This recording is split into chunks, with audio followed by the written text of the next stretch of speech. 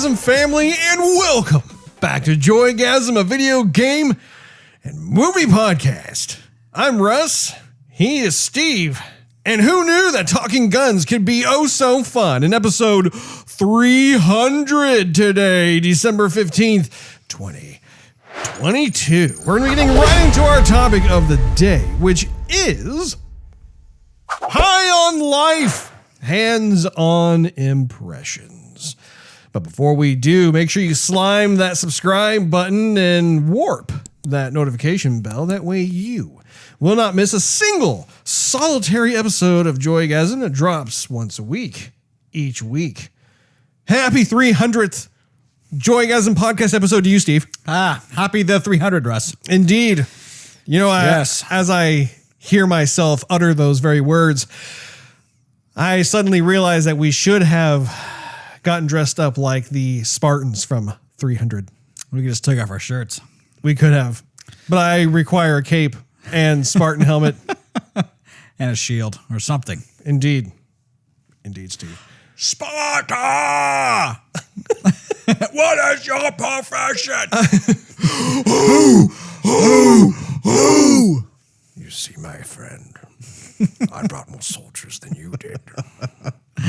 Yes, indeed. So it's a milestone for us. 300 smackers. 300 and many kisses, Russ. more to come. What's that, Steve? 300 kisses. 300 smooches. Indeed. 300 spankings. Wet ones. Indeed. Yep. Very nice indeed. Congratulations. Yeah. Thank you. I just have to say, congratulations to you, good sir. Thanks, Russ. Your commitment, loyalty, and tenacity show no bounds. Wow. Oh, yeah. Right back at you, Russ. Anywho. Right.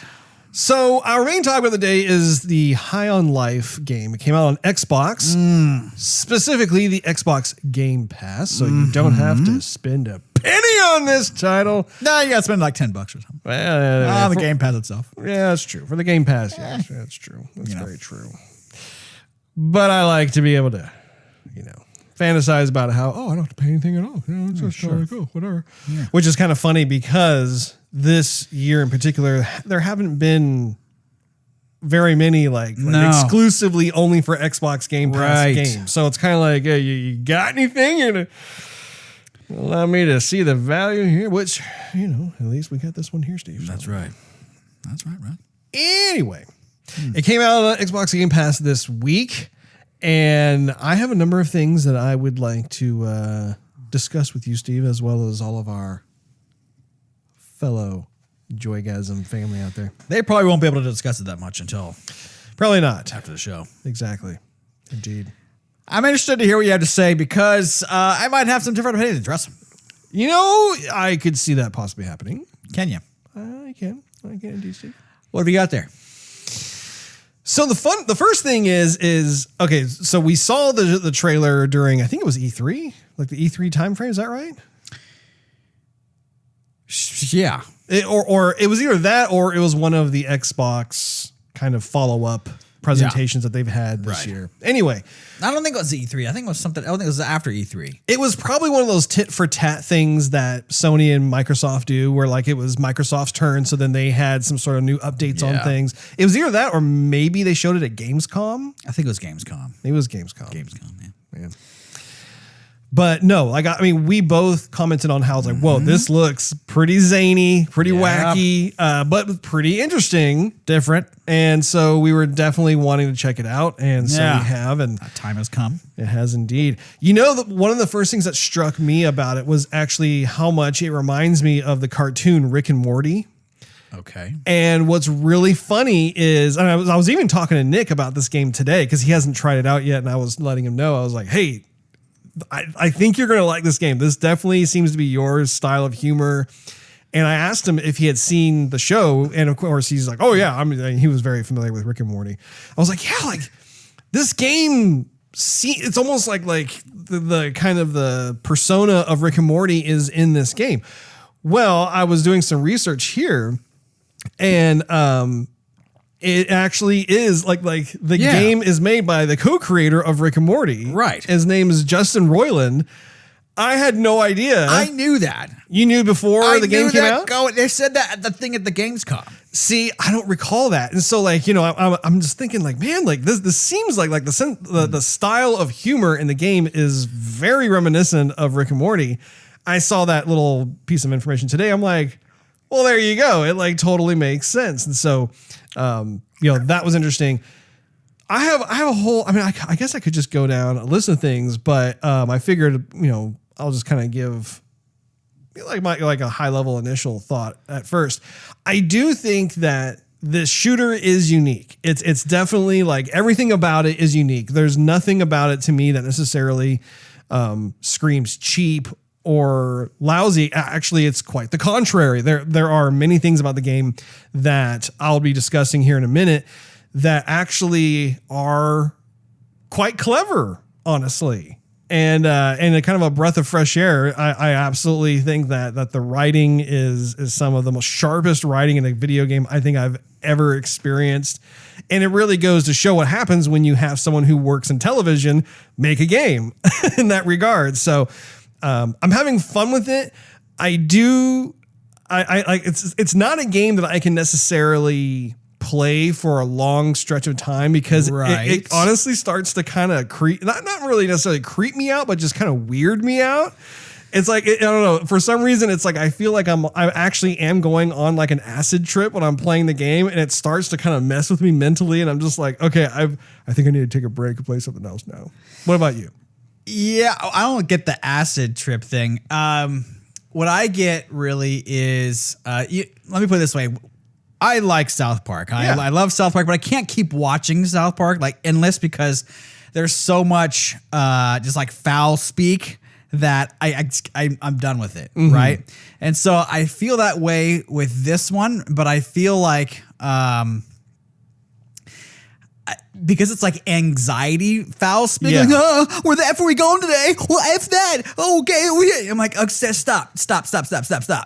I can't handle it anymore. And my mind tends to divert to like other games thinking, I wish I could talk about something else on the show, I start to get tired of it. But that being said, I do think it's definitely original. I mean, it's nothing like I've ever played before. No. And in the beginning, it is rather funny. But yes, there is like in the beginning, like of course there's gonna be some drug use. But then I started looking around all over the place and like all the posters, everybody's like, like looking all high and everything. And there's constant references to like, oh, this is a great trip and all drug. I'm like, I don't know. To me, I mean, it's not really my humor. And so while I kind of chuckled at it a little bit, I'm not like a Rick and Morty fan, nor am I like a big fan of a lot of those Adult Swim kind of cartoons necessarily. Sure. Some of them are, but I mean, a lot of them just aren't my cup of tea. So, I mean, at some point I just kind of get tired of playing it. That's fair. And especially like when I die, and I respawn again, and I'm playing like the same area or the same boss. There's not enough like repetitive or like a variance of speech. It's like the same speech again and again and again and again. So if you hear one joke, you're gonna and you're stuck in that spot, or you keep dying, you're gonna hear the same joke again and again. Just all. You must have died a lot. I died about like 6 times on that first boss. I think I died about twice. That's nice, Russ. Yeah. That's nice. Mr. Elden Ring. Yeah. Just couldn't find enough stuff to like hang on to with and I was like dying in the ooze. Stupid. So one of the first thing I want to talk about actually is the fact that when I started this game up, the game looked completely different than what the game trailer showed. Like it was like this old school 2D. It started like kind of like a 2D thing, and then it was like super old school, like Wolfenstein 3D, Doom-ish kind of stuff. And it was to the point where like I even questioned, did I download the wrong game? Because even the title screen, like it doesn't have like the typical High on Life logo. It comes later, but I feel like this speaks to the brilliance of the creators just taking this totally out of the box approach to the game itself. And so, you're playing through and you're just like, what on earth is going on? And I mean, the graphics are totally retro. The level designs are retro. I love, and once again, the dialogue is the star of the show, where like you have this guy who comes in who's like your divorce attorney who's supposedly helping you out in the game, and he's giving you all this advice, and just what he has to say is so over the top funny that I found myself laughing out loud several times because of the absurdity of what was going on, and just the fact I'm like who would have ever thought to have this be like the intro to the game, and then the game just smoothly segues away from that experience, and you realize you're playing on his computer screen and you're in this full 3D realized world. And I think that the game, at least in terms of the amount of time that I've played it, and I've probably put in, I'd say, 4 or 5 hours worth of play. I'm sure you probably clocked in around the same amount.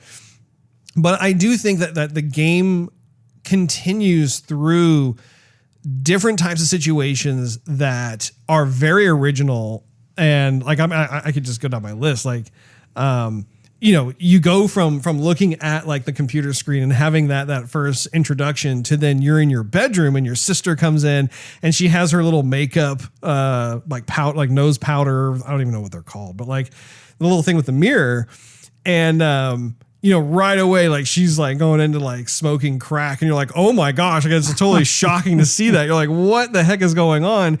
But then that moment turns into your select a character screen. Right. And it's like, oh my gosh. And what was funny was that I didn't know how to, at first I just saw like kind of like the blank silhouette that was in the mirror. I'm like, this is kind of interesting.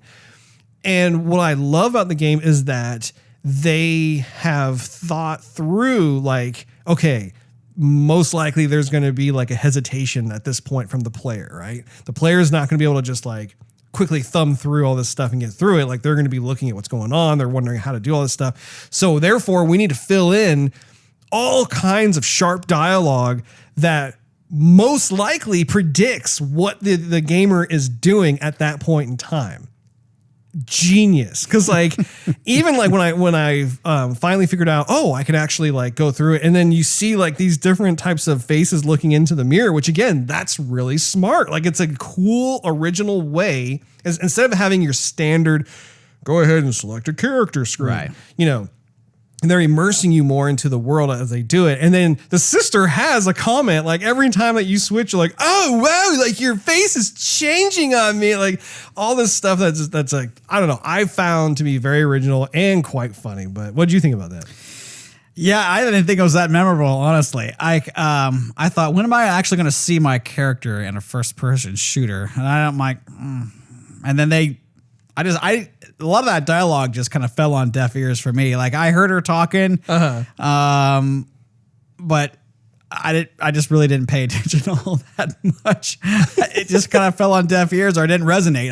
Let me put it that way. It didn't resonate. Were you on that part of the game for a long period of time, or were you pretty fast?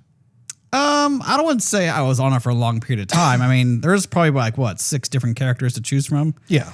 Did you pick it up pretty quickly? Like how you see, I was like kind of fumbling a little bit. I was like, well, I don't know what to do next and whatever. Like I didn't want to like speed through it. And then I all of a sudden figured out, here's how you kind of go through. There was one part when you were still playing the computer game, when he's in the divorce attorney is telling you like the buttons. Yeah. And there's that one point he messes up. Like it's like he's trying to tell you to hit the left shoulder button. Yeah. And he's telling you to hit the right shoulder button. Like that's not doing a single thing. And then I hit the left. He's like, yeah, that's the one. I don't know why. So to me, that was a funny part. But and he goes into talking about like, the scope got kind of cut at the end of the game. They promised they would have that feature in there, but then they ran out of time and they couldn't and again, as someone who works in the game development community, like I thought that was hilarious, because that's the kind of stuff that normally you hear the studios like make excuses on social media about, like, gamers be like, hey, how come this isn't in there? And then they'll be, oh, well, we planned for it, but just, we didn't have time, or we ran out of budget, and so they literally took that well-known excuse and then plugged it purposely into the game. Like that's the kind of stuff I'm talking about. I'm just like, that's pretty fun. But like the talking is I like the talking and I don't like it at the same time. Yeah. Like it's a crazy unbalanced. At one point, all the jokes are hitting, and at the other point, you're going, shut up. Like even that divorce thing, like I'm just going through, just trying to like take out all the baddies, and he's like, "Oh, your effing ex-wife is like, F that. Oh, man, you're doing effing great." I'm like, "Shut up, shut up, shut up." It's true, yeah. Golly, when that happens, like later on in the game, that in that second world that you get to, there's this little like droid person who's just kind of flying around. He's talking with you. Yes. Yeah. Oh, I hated that thing. Like there was a part where I was trying to jump across the ooze and like whip out like the knife so you can grab onto the thing. And like I couldn't get the jump, and this thing keeps going. I'm like, shut. I just went in the settings and I turned them off. Like I can't handle the talking. Oh, I didn't know you could actually even go into settings and turn. Thank goodness. Can you actually specifically turn that character off, or is it just like all voices off? Well, you can turn there's settings so that you can turn off either all the way off, or you can mitigate some of the speech, like just tone everything down so they don't talk. That's nearly actually a as good much. idea that they included that. But it's not just like that character though. I mean, it's like all the enemy speech is gone. Oh, it's gone, or is it minimized? There's a level that you can just. Well, actually, no. I take that back. It's a volume. It's an enemy speech volume, and I just turned it all the way off. But the other part you can mitigate, like the gun speech, Sure. and whatnot. But enemy speech and the other character speech, I just turned it all the way off, and then he just shut up, and I thought, oh. Sigh of relief. I know what you're talking about because I was in that same exact spot. I couldn't figure out where to go. I know. And I was twitching that, by the way. Oh, I'll have to check that out. I didn't get a chance to watch you. But no, like that moment in particular was, it was funny. Well, let me back up a bit. So before I got to that, because that was kind of a brain teaser part, and they totally were intentional in trying to be as irritating as possible with that character. What I think is really funny though is that prior to getting to that specific area, you first meet that dude, that alien guy or whatever. And what's so funny was that you can't shoot him. Like every time you shoot him, he like quickly teleports out of the way and he keeps talking. And it's just like it's literally like a Looney Tunes episode where like there's like one of the characters is just harassing the daylights out of this poor hapless other character, just driving him nuts. And so, but to your point, I think like when I got there, like I too was just like, oh my gosh, like my brain is on overload. I can't even focus on like trying to troubleshoot because this character is incessantly babbling to me. And so I ended up, what I did was I muted my TV for like 10 seconds, just like, okay, let me just silence. Okay, that's good. And then I was able to like, unmute the game and continue. And then I finally figured out what to do. But I mean, I was stuck there for so long. He actually he kind of pipes down after a while. Like I couldn't figure it out. And then he was just like, okay, so I'm just going to watch you for a little bit. Okay. I'm going to watch you. Oh, I like how you sway back and forth and you walk around. Oh yeah. But he definitely like his talking was like reduced by like 50%, but it took a while. Like, I mean, it's impressive to think about how long those scripts are. Yeah. So, I mean, it's pretty crazy, but what do you think? What do you think about the balance between like the action versus the comedy? Because I was thinking like there's parts where you're shooting a bunch, and then there's a lot of filler, and where the filler is basically nonstop talking. The gun's talking to you about what's happening, and the gun's talking to you about where you're going. The gun's talking to you about where you've been. The gun's talking to you about people you're interacting with. But it seems like to me, I was getting notions of the Outer Worlds with. Yes, me too. Yeah. They're alone there. I did think about how it is kind of interesting how, in terms of Xbox in particular, that the Outer Worlds was kind of that type of game that we got to play that was wacky. It was zany in its own way. I don't think it's to the level that this game is, but it was definitely within that same genre. This game, I think, has more cleverness and forethought in terms of like, okay, well, like what I was talking about earlier, I think they studied the psychology of gamers and the muscle memory, and like when they are in certain types of game mechanics of the game, whether it's like a puzzle brain teaser mode, or you're in combat, or you're in story mode, whatever it may be. And I think as a result, like due to like them studying the user experience within those different types of game modes, I think that's where a lot of the inspiration started to stem, where they're like, okay, clearly like the dialogue in the game is the star of the show. Right. Like by and large, like that game would not be nearly what it is without that dialogue. Right. And honestly, it kind of reminds me a bit of the old school LucasArts games, you know, for PC, like, you know, Full Throttle and some of those other games where like, True. you know, the script, the character dialogue was one of the highlights of the game. Like that's what really put those games on the map. It doesn't matter if it was like Secret of Monkey Island or was it Hidalgo? Am I saying that right? Hidalgo. No, not Hidalgo. That's a movie with Viggo Mortensen.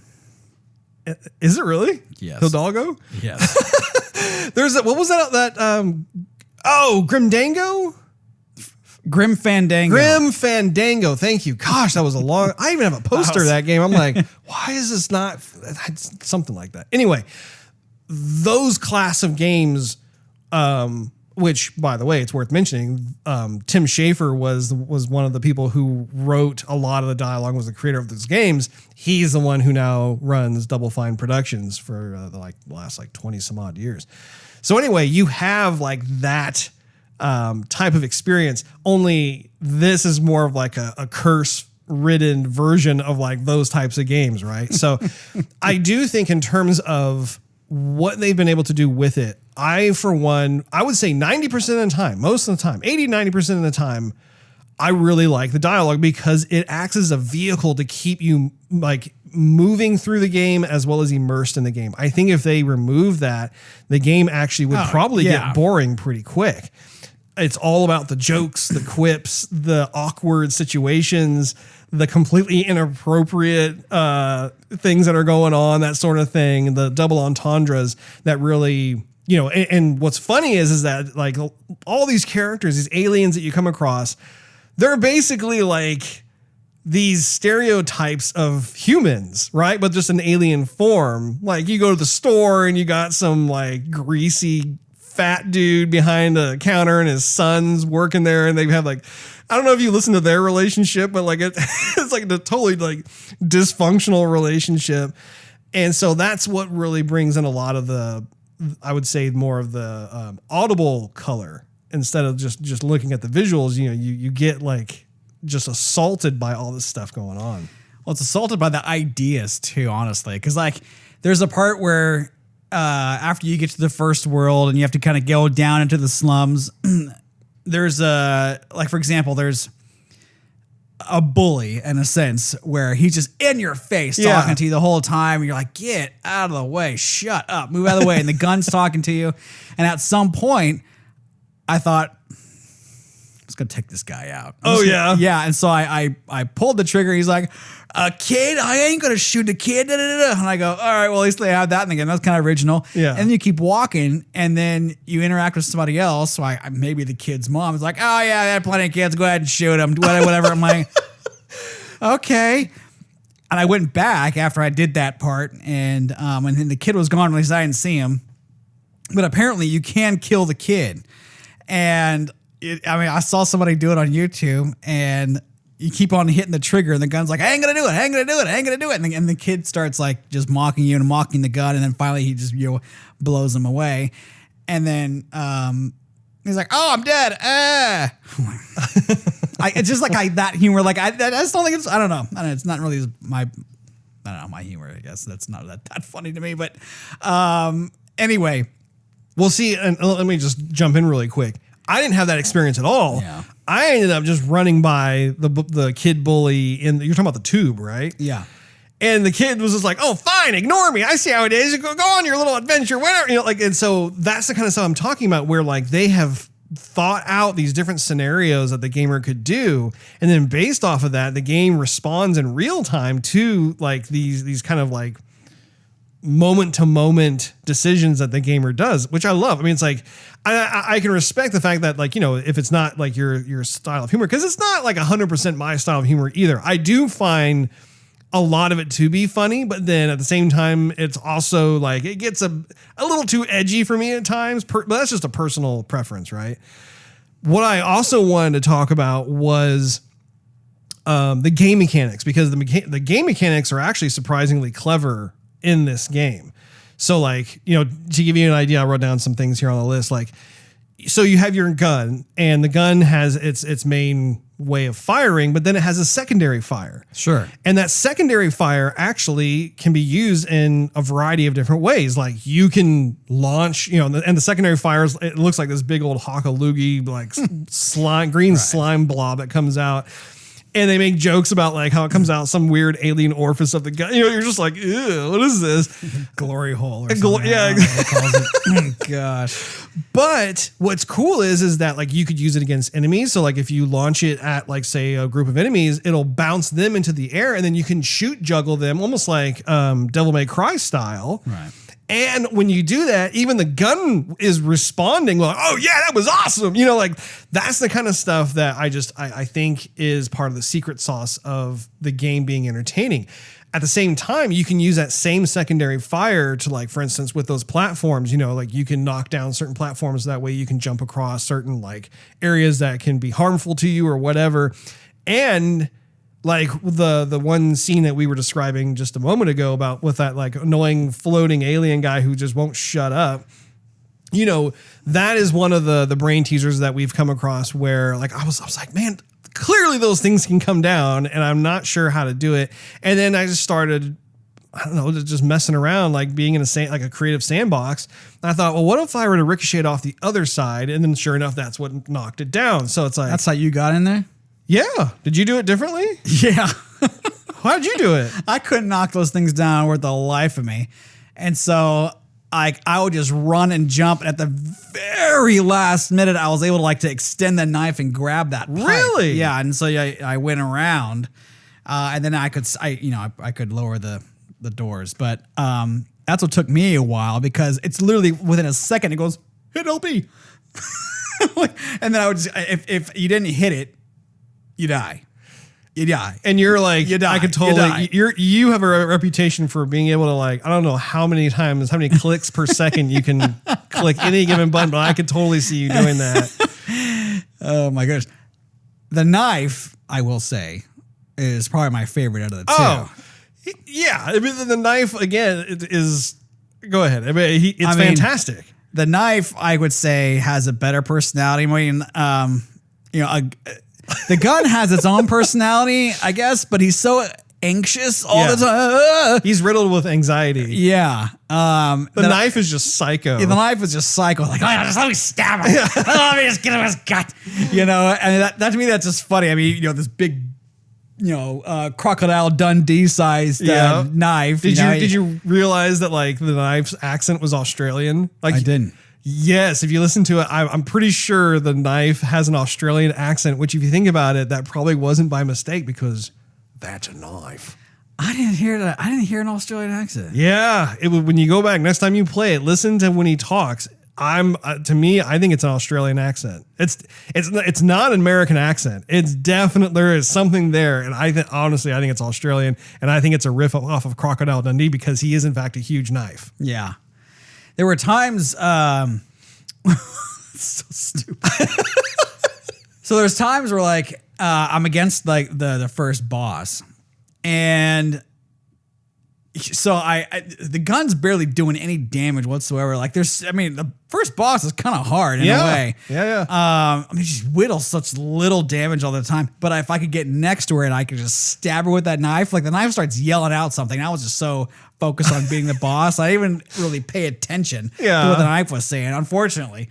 But then what would happen is, I would dodge, or I would get out of the way, but because I was in proximity with her, if she kicked this way and I had already gone this way, I would still get hurt. Or if she would shoot that big blast at me, I would already be walking to the side and it would go off screen but not hit me directly, but I would still get hurt. Yeah, which I kind of thought was kind of annoying. Interesting. Would that happen to you? Not necessarily. You know, I also had a challenging time with her. I think I had to try like 2 or 3 times to take her out. One of the things that helped me out with her in particular was I realized, you know, she does that beam laser thing that can actually injure you quite a bit. But if you are just standing behind those crates that are there, you actually don't get hurt. Like she'll completely destroy the crates that you're in front of, but you won't sustain any damage. Right. So that gave me a leg up because then I was like, okay. And I was kind of just, I started doing the secondary fire of the gun. So that was helping me kind of get some additional shots in. I was also kind of trading off the knife with the gun. But I got used to the fact that like, you know, there are those moments where she was lowering the platform into the slime. And so, you know, you obviously, if you do that, I can't remember if it was insta death or if you just got really hurt. I got really hurt. Okay. But I suddenly got used to the idea of like swinging around, which, I mean, let's talk about that for a moment. Who would have thought that you could have a knife that not only talks to you, but also can double as like a whip, essentially? It's like, it's this thing that like you whip out your knife to like actually hang and swing from stuff. Like I cannot think of another game. Retractable. Yeah. Like, I mean, like it's the weirdest, like I said, it's like the zany thing, but like I dig it because it's so original. Like it was to me as I'm playing this game, it strikes me as the game's creators literally just sat around a table. Got high. There's a possibility of that, but I think they jotted down like every idea that came to mind and nothing got shut down. And they just crammed all that into this game. And so things as random as like a knife that like is psycho that talks to you and you can swing from it, they're just like, sure, why not? Let's just put it in. And I think that that's actually one of the things that we as gamers get to benefit from is despite the fact that there is so much absurdity like that in the game, it's a breath of fresh air in its own right. It is kind of funny when the weapons start talking. It's like you're having this full on. You're not talking. They're talking to you, but you're all. It's like a 3-way conversation, but like a 2.5 conversation in a way because your character doesn't speak. But like you pull up the knife and then you pull up the gun and then they're like looking at each other and then looking at you and like blah, blah, blah. And like you're pointing the gun this way and the eyes are looking back at you this way. And it's just a little bit, you know, startling. It is. Well, and it's like they're in your personal space, your personal gamer space. You know what I mean? Yeah. Another thing that's super cool. I don't know if you used like the iron sights of the gun. That's another cool idea where like if you do that where you're aiming like this, his antennae become like the iron sights. I'm like, that's a cool idea. Like that's super cool. And what's funny too is like when you're holding it, like his face is like right in your space. He's just like, while you're shooting, you're like, okay, this is weird. But again, it's original. Yeah. Yeah, it's not short on originality. I will say that. That's very true. Yes. And the mouth animations are really good, Russ. It is indeed, Steve. It is indeed. Now, did you see, did you hang out, let me back up. Did you hang out in the house at all once you got to the first alien planet? Yeah. Did you see what was on TV? Yeah. I was twitching that. I was like, what are they watching? I'm like, that looks like Denise Richards. Yes. I'm like, and then later on, I'm like that's got to be Denise Richards. And I came back, I did something, I came back, and then it was like the credit screen. It was like, with Denise Richards. I'm like, I knew it. Yeah. And I don't even know what that must have been like her. Did you recognize the guy? Did you see the guide, or did you just like? Oh, let me back up. Did you just fleetingly look at the TV and then leave? Yeah. Okay, I actually sat down on the couch and started watching it. Paul Walker's in it too. Oh my gosh! This is a movie that came out in like 1994. It's called Tammy and the T-Rex. I've never heard of this thing before. Apparently, it was back when like both actors were just getting started. I looked this up online. The entire movie is in the game. You could literally sit on the couch in your house in the game and watch this whole movie from start to finish. They licensed that movie in there. That is nuts. Oh my goodness. It was, man, and I so far have not watched the entire movie, but I sat there for like 10 minutes. I'm like, this thing keeps going. And it's like, I'm hanging out with that, like, scrote of a alien bum next to me. And we're just watching this thing go on. And again, like the fact that they thought, hey, wouldn't it be funny to put that in? And they actually they paid money. They licensed to have that movie be in their game. Has nothing to do with the game at all. But the thing is the part that it does have to do with the game is it goes back to that originality where like no idea got shut down. It was like, yeah, let's do that too. Let's put in like 1994 movie from Denise Richards and Paul Walker. To give you an idea of the plot of that movie, it's ridiculous. They're high school kids, and Paul Walker's character gets mauled by like a mountain lion or cougar or something, and his brain gets installed into this robotic Tyrannosaurus Rex. That then Denise Richards, right? She it's like she starts dating him through the robot thing, and then like somehow like his brain or his like self-conscious like gets downloaded into a computer. I mean, it sounds like the most made for VHS type of thing, just the worst plot, corny movie whatsoever. But at the same time, looking at them, deciding to put it into the game, to me, it's like an Easter egg. It's like, my gosh, like they make every situation or almost every situation very unpredictable, delightfully so, I would say. Yeah, well, yes, unpredictable. Well, I wouldn't say every situation unpredictable because at some point you just expect it to be zany and crazy and wacky. Yeah. But I would say there's like nuggets. There's nuggets of like Easter eggness, sort of thing. What do you think of the game's graphics, though? Do you think the game looks next gen, or do you think it looks like a very good looking previous gen? I would say it's somewhere in between because the graphics, first of all, the studio, the developers who made this game are very small. They're not like some well-established AAA studio. They're I would say just a couple of bumps up from being like an indie studio, right? So that's partially the reason of what you see, but also too, I think that they wanted to embrace kind of like, if you watch Rick and Morty, like the drawing art direction style is similar in that they kind of go for more of those overly simplistic shapes and that sort of thing. And I think that they decided to kind of lean into that a bit for this game. But overall, I would say the game benefits from the post-processing filters. They have certain things, like for instance, if you notice, the color is kind of hazy. It's a bit off. Granted, you're on these alien worlds, but like I said earlier, to me, like, okay, I've never done drugs, like hardcore drugs in my life, never smoked any weed or whatever. But like when I play this game, it's like, if I have ever decided in the future to give that a shot, this is probably in the same vein of like what you would kind of see. Cause it looks like you're tripping. Yes. The entire time. I'm tripping. I'm hallucinating. Yeah. Yeah. I'm on some kind of bad trip or what? So those mushrooms were old. Yeah, I'm having a bad trip now. This is not good. So, in that regard, like I do think that I would say it is a bit unique. I think they are purposely ugly. Like you see these colors that have no business being combined, and they're just rammed together. And like, did you see those weird Care Bear looking things where you're just like, gosh, these are like really ugly creatures, like purple with yellow lips or something. Yeah, like real like random kind of stuff.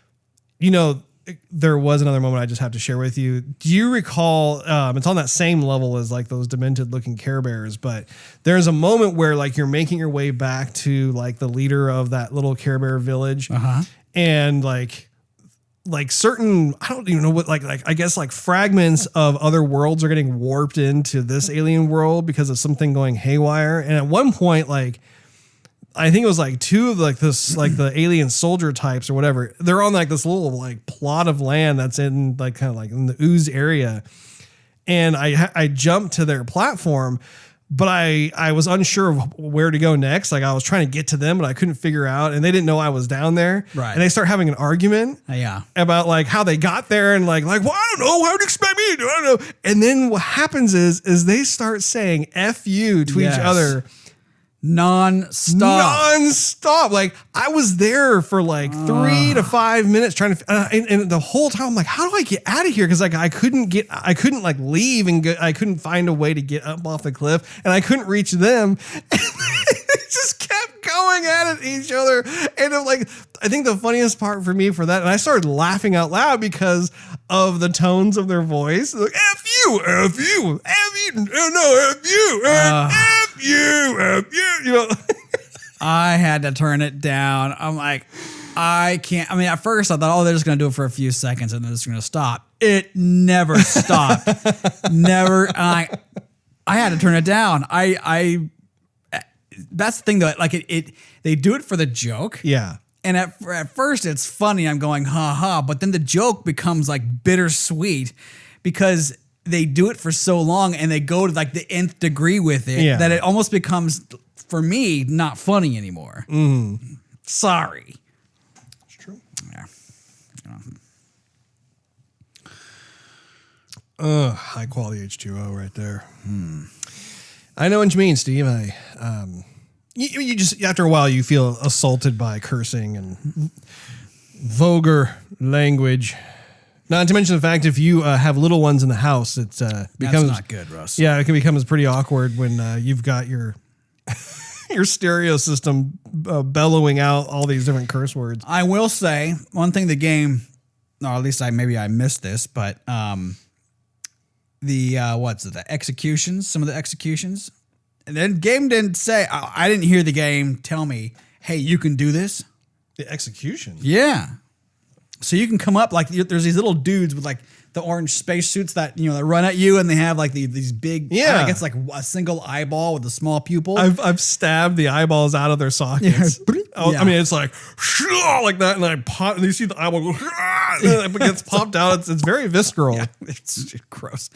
But yeah, there's other stuff you can do where you like, it's almost like God of War style where you jab the knife in like their jugular. And I have done that. Yeah. It's pretty satisfying. I gotta say, like, cause those guys get a little annoying and you're just like,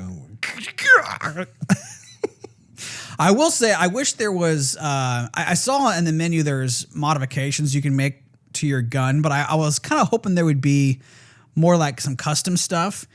Because you walk around, and again, I'm still in like the first quarter of the game. Yeah. But you would think that in this alien world and all the enemies that you're shooting, that you would be able to pick up some stuff maybe, or he would tell you how to improve him. Sure. Like I ran across a couple things that I just could buy, and he didn't say anything about it. And I just thought, okay, well, I'm getting all this loot. Our pesos. They have pesos. I know.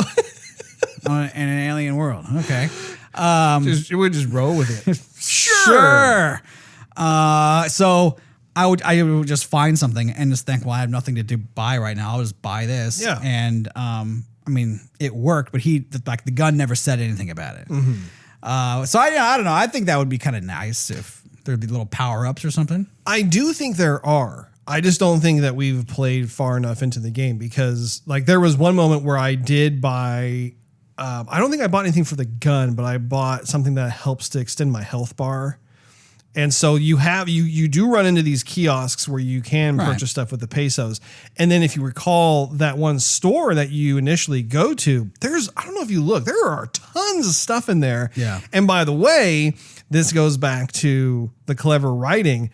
Have you like read the descriptions on those things? Some of them, yeah.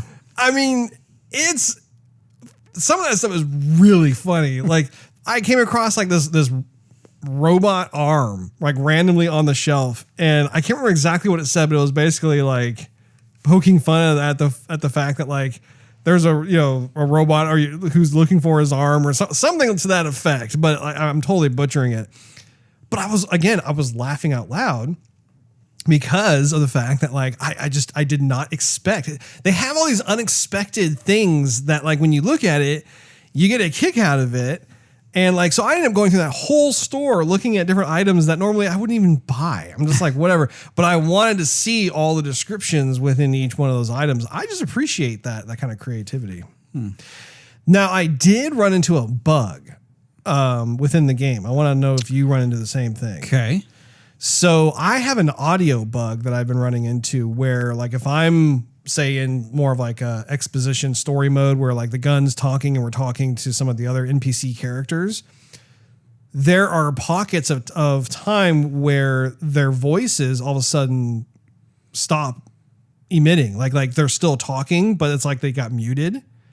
And the only way that I could figure out how to kind of bring their voices back would be to pause the game and then unpause the game. And then that would somehow like cause the voices to kick back in again and start talking. Have you had that issue at all? No, I don't have that. I didn't have, not yet, but I haven't had that issue so far. Well, you're lucky. Yes, I am. You're a lucky man there, Steve. Yeah. And see, actually, this is a good example of what we've been talking about too, where as soon as that dialogue goes away in a bad way, the game really starts to just, like you're just like, oh wow, like I didn't realize like how the dialogue is the star of the show, right? Until something like that happens, because then as a gamer, I'm not hearing what I need to hear in terms of where I need to go next. I'm not hearing the jokes, like it's very much you're just like, oh, and like I can hear the other sounds. It's not like all the sound goes away, but it's just their voices. And so I'm like trying to like read their lips and I can't make out what they're saying and stuff. I'm glad that you don't have that problem, Steve. I do.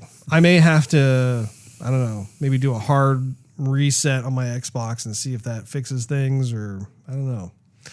I did see online that there were other people who are having other types of bugs that they're coming across. Like the game apparently does have some bugs in it. So count yourself lucky. That's what updates are for. Fix that kind of stuff. Absolutely. How far are you? Like, where are you in the game? So I am on the second world. I got to I got something from somebody who was.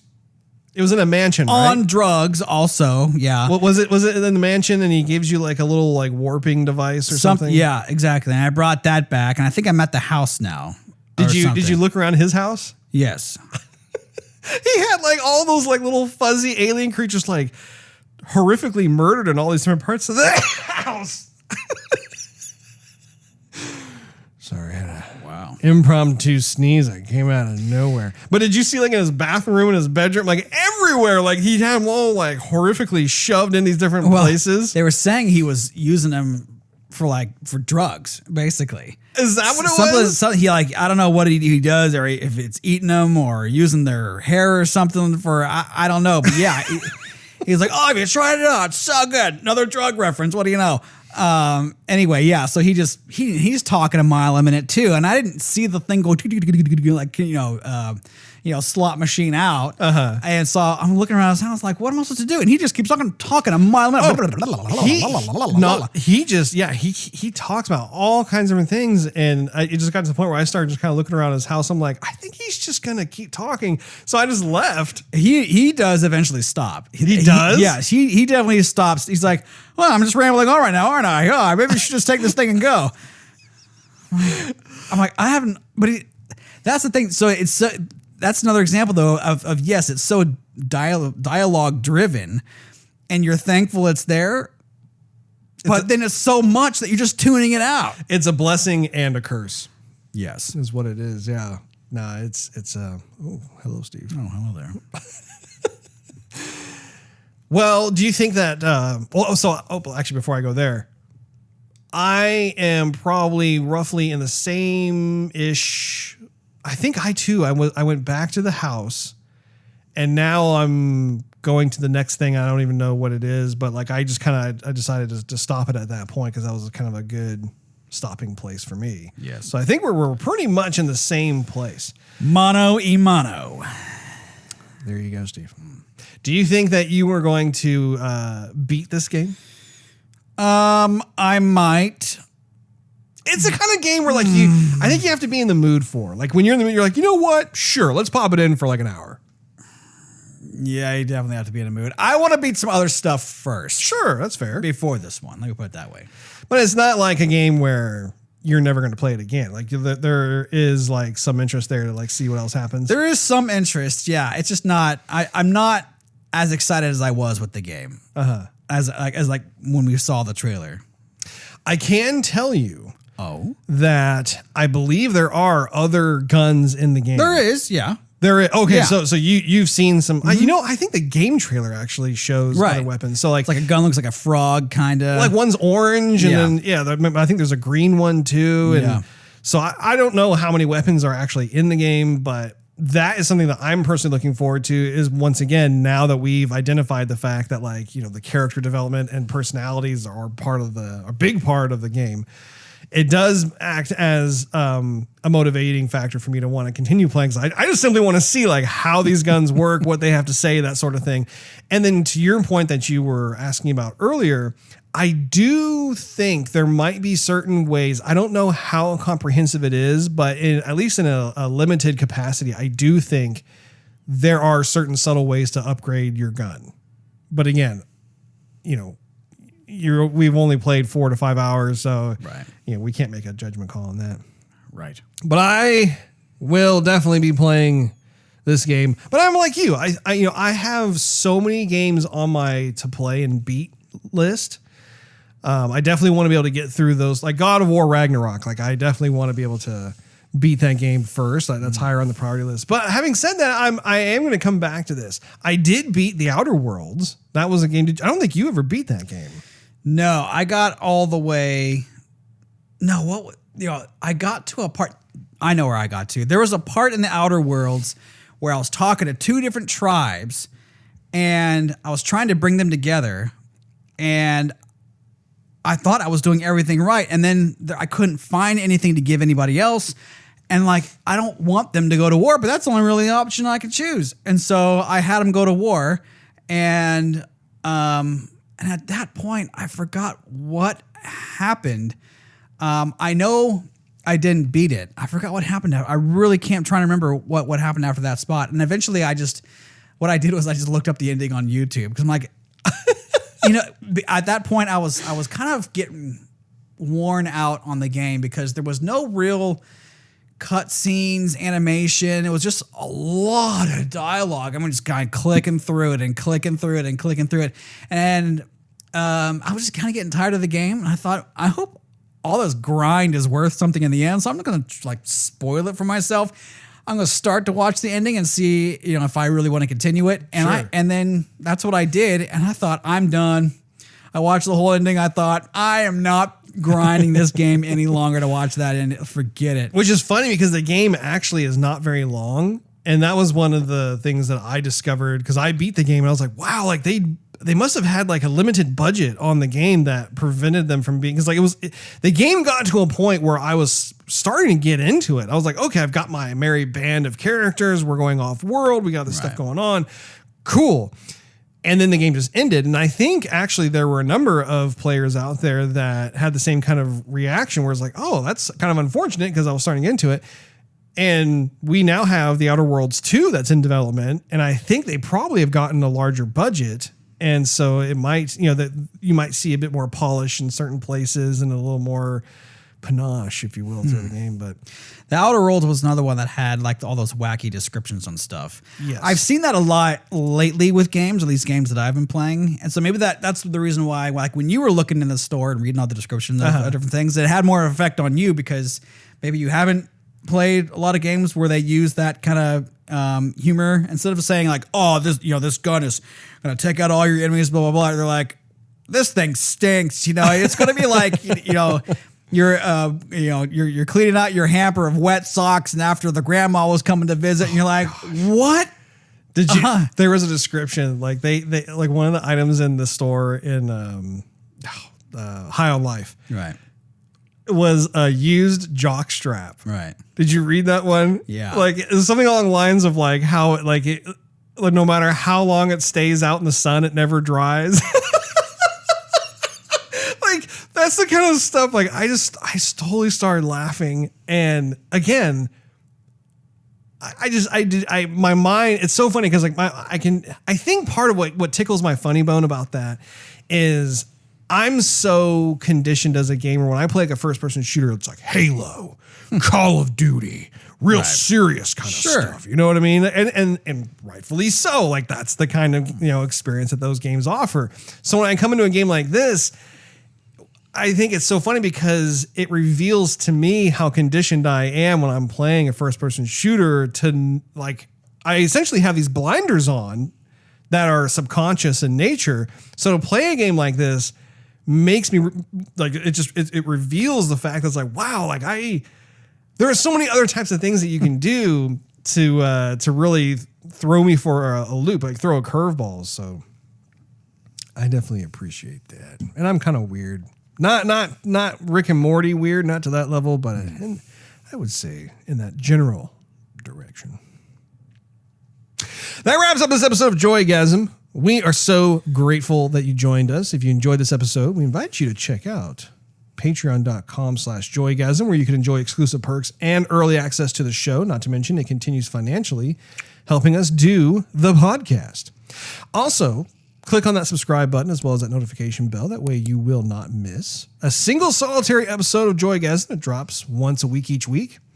And while you're at it, you could do a search on your favorite social media platform of choice for @JoygasmTV. Last but not least, you could do a search also. In fact, we encourage you to do so. To look for Joygasm TV on Twitch to see us stream our gaming adventures live every Wednesday night at 9:30 p.m. Central Time. We hope that you will join us again next week when we do the review of Avatar: The Way of Water.